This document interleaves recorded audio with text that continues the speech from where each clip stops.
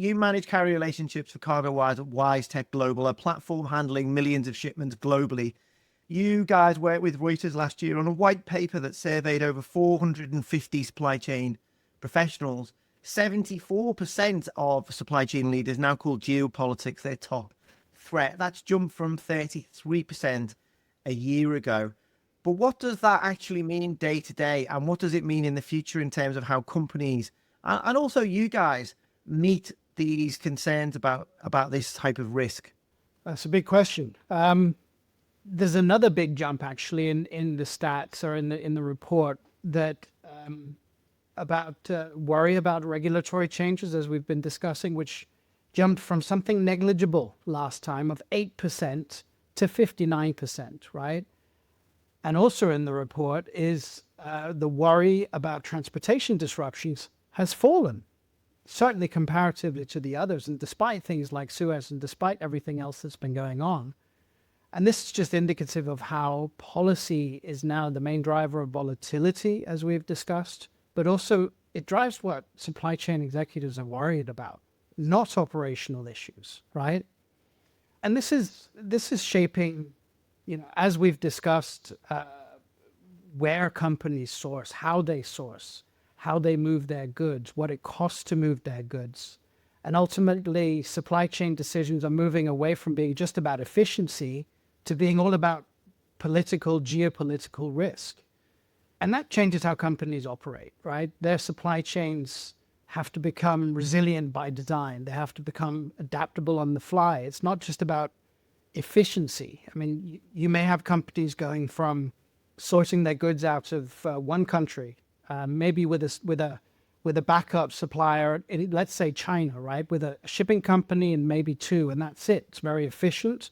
You develop a partnership with that supplier and your partners, and you keep going. But that doesn't give you much resilience. It doesn't give you much if something were to recur. So we're moving now towards multiple suppliers. They're considering having different suppliers in different countries that are not affiliated to any of the blocks we talked about earlier. They'll have several shipping companies to move those goods. They may throw a couple of freight forwarders in there just to provide a little bit of flexibility, and maybe a contract with an air freight provider just to ensure that if there's an urgent need to get goods out of the country, they can, right? And this becomes very complex. It's about building that redundancy so they have viable options. But what does that ultimately mean for us, the tech providers? I mean, it's good news for us. You can't do all of this on spreadsheets. Cost control is now the number one priority. 67% cite it in the white paper. But here's, I suppose, the problem. 95% say it's extremely challenging. Building resilience to geopolitical risk costs a lot of money. So how do companies square that circle? Yeah, cost control is number one. And number two is increasing resilience to disruptions. So, it is a difficult one. Resilience costs money. Many companies are beginning to carry safety stock now so that they've got a little bit of buffer built into their supply chains. And we talked about a lot of different types of costs, tariffs, Fukushima, flooding. Not being ready is going to be excruciatingly expensive. I'd argue that actually, if you're not ready for these things, that could cost you your company. But I think, how do you square the circle? I think it's about being flexible with your costs. Some companies increase predictability by nearshoring, and that may be somewhat more expensive in the short term, but it may pay off dividends in the long term, or if an event occurs, right?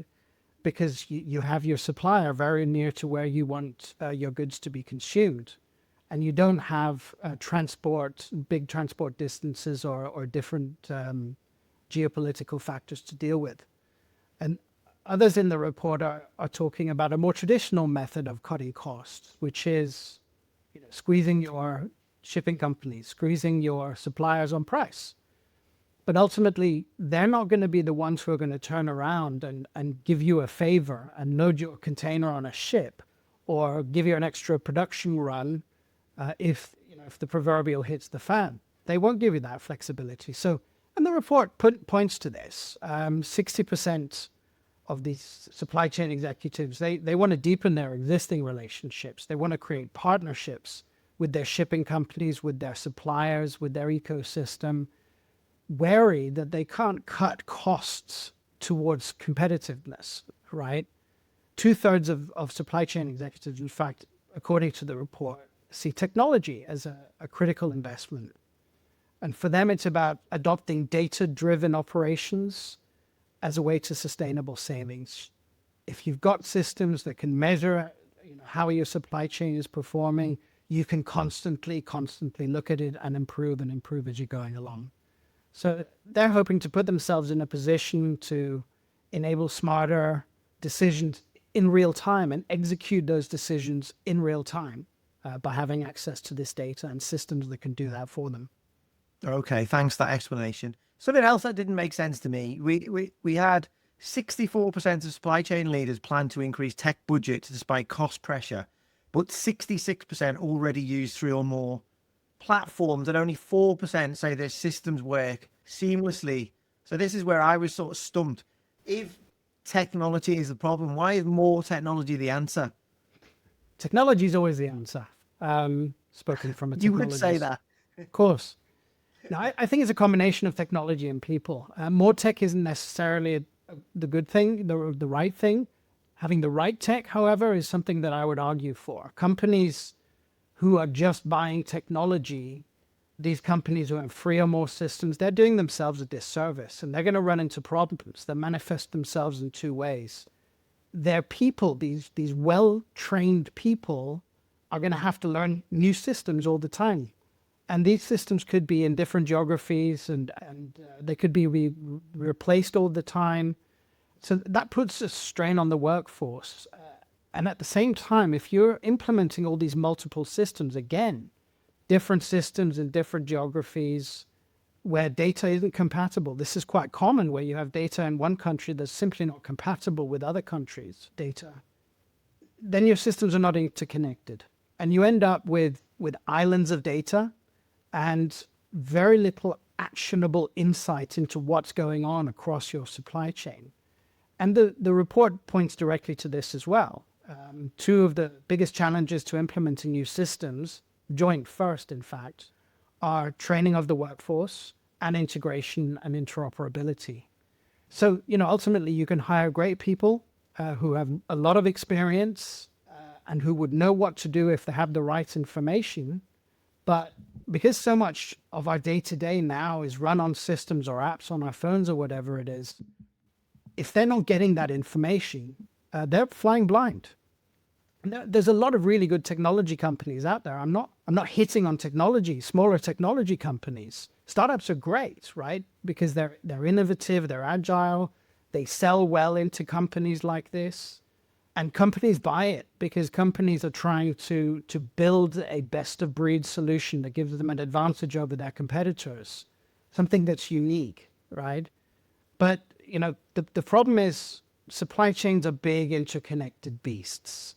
And something that happens over here has effects all the way down the supply chain. And you do need a big interconnected system. And this is where, as you say, 64% of respondents say that it's difficult to do, and only 4% have actually done so. And that just points to how difficult it is. So it's more technology. It's not necessarily a good thing, but invest in the technology you've got, connect it.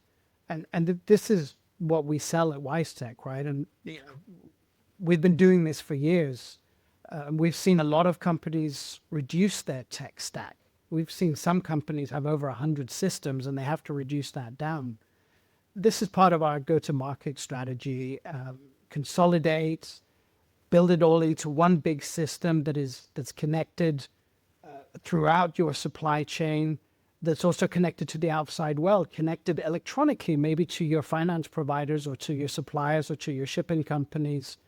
But in a technology also where the vendor has the resources to build AI into it and to help automate a lot of the processes that are in there. And honestly, look, a dedicated tech provider can do this a lot better than most individual companies. A quick one to finish, Ashley, on this section. You're at WiseTech, so you obviously benefit when companies consolidate platforms.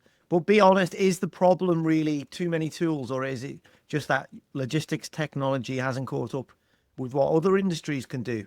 I'm conscious this is sounding a bit like a WiseTech pitch.